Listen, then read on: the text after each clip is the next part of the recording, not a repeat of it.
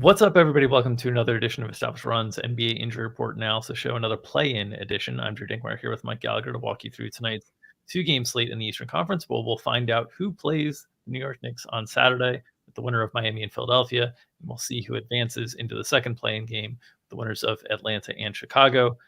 Mike, a fun night of play-in basketball last night. Unfortunately, Zion Williamson suffered an injury that sounds like it's going to cost him quite a bit of time and possibly the Pelicans their season.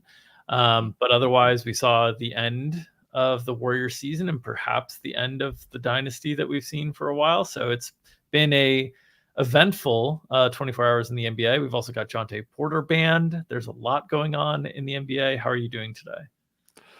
Yeah, doing pretty good. I noticed Clay. We got a picture of Clay last night. This was what Clay Thompson was doing last night. Not great from Clay. We'll definitely be talking about that. But yeah, I feel mostly good about the takes. Trace Jackson getting nuked was all over the Keegan stuff with the way they're going to cover the pick and roll. Some bad takes though. We had horrible Zion takes before he went down, but overall, I feel pretty good. Got matchups up. Potentially some really tight rotations today that guys be pretty excited for. But some potential on how these rotations shake out. We've got some questions to answer here. Again, like we saw the Warriors. We had some uncertain ideas, and I think the same thing goes for a couple teams today.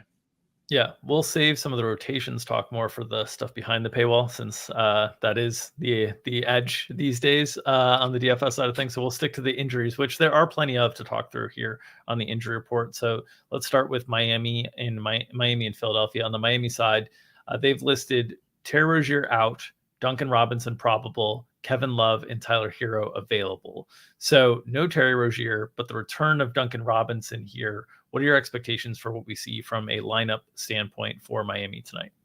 I feel pretty good. They're going to keep rolling with what they got. That would be Tyler Hero, Caleb Martin, Jimmy Butler, Nikola Jovic, who's played really well for them, and then obviously Bam Adebayo. And then off the bench, Duncan should be in. There's some concern from the Heat beats that he's unable to play like normal minutes, which makes sense. Back injury, which he's had numerous times over his career, aggravated earlier this month as well. So he's probably pretty capped. We know they don't really like to play Hero and Duncan together. Hero's been playing pretty well. I almost cover Boyd Tyler Hero, the old drop killer, as Spoelstra calls him. So I think Hero, despite the, hey, we were so good without him last year. They had game minutes that they had Max Strus. They need his offense in a big way, especially when you consider Jimmy Butler has been not shooting. His lowest usage rate month in April was his lowest since March 2020. He is not shooting right now. So it's Tyler Hero's offense. So expecting a big role from him. How much could Caleb Martin guard Tyrese Maxey? So far he cannot. I'll talk about Maxey in a second. But yeah, Haywood Highsmith kind of locked in. Kevin Love should be back. Certainly a playoff piece that Eric Spoelstra trusts. So Jaime Hawkins as well. So they've got, pretty good rotation here.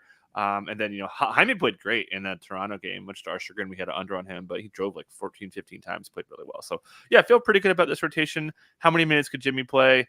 How many minutes could Hero play? How many minutes could Bam play when he has to battle with Embiid? Are the questions. And I'm not betting this game. I'm not allowed to bet Miami, although I feel like the Sixers do have a bit of an edge in this game. Philadelphia side of the equation, Joel Embiid listed questionable, KJ Martin listed questionable with the great toe, D'Anthony Melton and Robert Covington out here. What are your expectations for what we see from Philadelphia? Yeah, we should see what we've been seeing in this starting lineup here. Obviously, they sat Embiid. They're ready to go. He'll be out there, no doubt. So they've pretty much locked in Tyrese Maxey, Kelly Oubre, Tobias Harris, Kyle Lowry, and Embiid. Expect them to start. Nick Nurse did not commit to his starting lineup, but he'll do that. So if they did pull something, it might be like sneaking in Nick Batum. They like Nick Batum to guard Jimmy Butler. They've been using Tobias Harris and Nick Batum as like their two main Jimmy defenders. So that's maybe something to take a little bit of pressure off Tobias. That said, Tobias has been guarding a lot of number one wing defenders since he's returned from full health. So expecting Tobias to start, pick up the Jimmy matchup as well. And then the next question is, how much does Buddy Hield play? We saw the last time they played Miami, he got cut down like 12, 13 minutes without Tobias. So how many minutes does Buddy Hield play? Do they play Batum small? I don't think so. We know they're going to want to have shooting against Miami. And then, does campaign overlap at all with Tyrese Maxey? How many minutes does Tyrese Maxey play? I actually covered Boyd Tyrese Maxey because he's crushed this matchup. The last time they played, even with Embiid in there, he went just completely berserk here. He went for 37, 9, and 11, and then 38 and 10 without Embiid in the last game. So he's had the number of the Miami Heat so far. So expecting a pretty big game out of Maxey. All right, let's move to Atlanta and Chicago. On the Atlanta side, it's not just injury stuff, it's actually roster stuff as well that we need to cover here. So no Sadiq Bey, no Jalen Johnson, no Onyeka Okongwu. That's been pretty static for the last few games of the regular season, but there is a big roster note regarding Vit Krejci and his availability tonight. So Mike, why don't you dig in on that?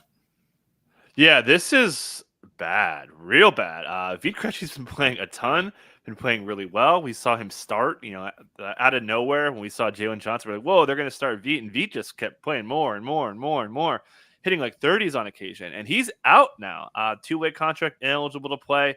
So let's just kind of break this down. So we've got a starting lineup which we think is going to have to be DeJounte Murray, Trae Young. We'll talk about him in a second. Bogdanovich, DeAndre Hunter, talk about him in a second, and then Clint Capella starting. That's 5. 2 more locks. Bruno Fernando will play the non-Capellas. That's pretty much set in stone. And then you would think Garrison Matthews, who's been kind of their next wing up, would be the guy who'd fill in. So that's 7. Who's next? Wes Matthews off the injury report. You would think, given the playoff experience, given the fact that they've trusted him in some big fourth quarter stretches to guard a wing, I think he is the, oh my God, DeAndre Hunter picked up 2 fouls in the first quarter. Let's go put Wes in there to eat some minutes against DeMar. So I think Wes is next as their 8th guy. And then I think Kobe's like a slight edge. Kobe Buffkin is a slight edge. If they didn't want to go Wes, give him some handling. He's a little bit long for, his shorter size. Maybe he could help out with the guard defense that they're going to need. And then I think the next option would be Mo Gay. He's been playing decent. Obviously, it's been aided by a lot of rest and some blowout and no motivation, but he's been playing pretty well. Again, he's kind of like the 3rd option to be the 8th guy. But again, maybe one of the options is there is no 8th guy. Maybe they just play 7. And then going back to Trae Young, his win's been pretty good. Quinn Snyder said that they're going to play these guys as much as they humanly can, so that we could see multiple 40s here. Obviously, Bogdan gets the dream matchup. We know we like shooters against the Bulls. DeAndre Hunter is the only wing defender that's a rotation piece for them. Can he hang around and play all the DeMar minutes? I think if they can afford it and if things go their way without fouls or whatever, he has some foul trouble in some games. I think they're going to want to play DeAndre Hunter as many minutes as they can. They leave him open a ton. He's taken 8 3-pointers per game in this series, even in limited minutes. So he might take like 10 plus here. So, could be. I would say this is probably going to be the tightest rotation of the night tonight. Yeah, it certainly looks that way, that they're somewhere between 7 and 8 players, which will make them naturally very tight. The Bulls on their end, they could be pretty tight as well. Ayo Dosunmu and Andre Drummond are both questionable here. They're without Onuralp Batim. They're without Zach LaVine, Julian Phillips, Patrick Williams, those guys that they've been out with for a while. But the question marks on Ayo and Drummond are pretty legitimate here. What are your expectations on what we see from the Bulls? So we are almost taking Andre Drummond out. He did not practice yesterday. He had swelling in his ankle yesterday. He's getting rebounds from DeMar at shoot around today. Certainly think he's sitting. We're giving the questionable tag too much credit. We have him in. We have an if then ready to go if he sits out. We boosted Vooch to 36.5. He played 39 in a play-in game last year, so I think he has that kind of ceiling here. And then, we saw this game with nothing to play for on Sunday in an overtime game. We saw 44 DeMar, 43 Kobe, 42 Vooch, 41 Caruso in a meaningless game. Just pure nonsense, and just playing with this. They were limping all over the place. Like Kobe was limping around. Javonte Green got dinged up a couple times. Just like, what are we doing here? But yeah, again, tight rotations all over the place here. We know DeMar, the NBA's minutes leader, will be playing a ton here. If they did miss him, we know they're comfortable playing Javonte Green and Torrey Craig as their kind of 4-5 combo. How they're going to handle it against the big rim running centers on the other end is going to be a tall task. They might have to bring in Adama Sanogo. They didn't do that in the dress rehearsal-ish game, so we kind of leaned a little bit that they just play small and just deal with it. But yeah, it could be kind of a ton of minutes here for these guys. We know Billy Donovan has not messed around at all. I Yeah, should so actually mention, just to mention Ayo Dosunmu, my bad. So Ayo Dosunmu, he looks like he's a little bit closer, got shots up at shoot around, but he's still dealing with swelling from his bruised quad. Not great. If he was hoping the swelling was going in the right direction, so that means he still has swelling. That's not good. So we took a little bit of minutes off him. We know he's played like close to 40 in some games, so he could definitely be at risk of missing this one. He's been very good at guarding Trae Young and been keeping Trae Young scoring in check. You would think that like, okay, they're going to put Caruso on Trae, but they've been putting Ayo on him and then Caruso on DeJounte. So a little bit of a trickle effect. If they don't have Ayo Dosunmu, that's probably going to put Alex Caruso on Trae, and that would make DeJounte Murray's matchup way better. Probably see a lot of Kobe. They'll bring Javonte Green to mix in as well, but it's kind of weird that Ayo Dosunmu going away helps the matchup significantly for DeJounte, even though that Dosunmu wasn't going to be guarding DeJounte. Yep. And then from a rotation standpoint, we saw 8 in this final dress rehearsal game. This is without Ayo Dosunmu, without Drummond, obviously. If they have Dosunmu available, do you think it's 8 and they are just taking minutes from Javon Carter and Dalen Terry to kind of make things up, or do you think they go to 9? I think they go 8. The starting 5, obviously, and then the bench would be Torrey Craig and Javonte Green, and then that's probably pretty close to 7, and they'll like sprinkle in like Dalen Terry and maybe Sengun for a couple minutes. I think Carter may be more likely than Terry just because of the matchup for the defensive guard stuff. But yeah, we'll see on that front. But either way, these two teams should be playing quite tight tonight.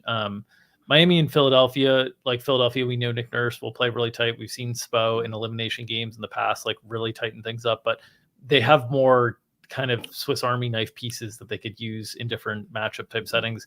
Atlanta and Chicago, the two teams that are a little bit more shorthanded here. All right.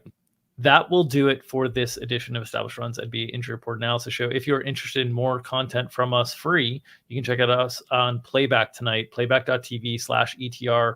We will be hanging out and watching the games, but mostly streaming Underdog playoff best ball drafts tonight from Mike's account as he works his way towards his 150. I'm maxed out already, so we'll be streaming some drafts, talking playoff best ball and walking through that. So playback.tv/ETR.